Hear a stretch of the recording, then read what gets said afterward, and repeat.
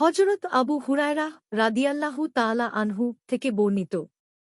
তিনি বলেন, রাসূলুল্লাহ সাল্লাল্লাহু আলাইহি ওয়াসাল্লাম রমাজান মাসে কিয়ামুল লাইলের উৎসাহ দিতেন, তারাবিহ নামাজ, কিন্তু তাকিদ করে কোনো নির্দেশ দিতেন না। তিনি বলতেন, যে লোক ঈমানের সঙ্গে ও পুণ্যের জন্যে রমাজান মাসে রাত জেগে ইবাদাত করে তার পূর্বের সব সগীরাহ গুনাহ ক্ষমা করে দেয়া হয়। রাসূলুল্লাহ সাল্লাল্লাহু আলাইহি ওয়াসাল্লামের ওফাতের পর ব্যাপারটি এভাবেই থেকে গেল। অর্থাৎ তারাবিহের জন্যে জামায়াত নির্দিষ্ট ছিল না, বরং যে চাইত সওয়াব অর্জনের জন্যে আদায় করে নিত।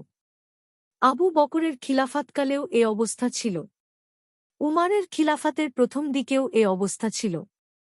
শেষের দিকে উমার রাদিয়াল্লাহু তাআলা আনহু তারাবিহের নামাজের জন্যে জামাতের ব্যবস্থা করেন এবং তখন থেকে লাগাতার তারাবিহের জামাত চলতে থাকল। মুসলিম বুখারী 2009, মুসলিম 859, শব্দবিন্যাস মুসলিমের।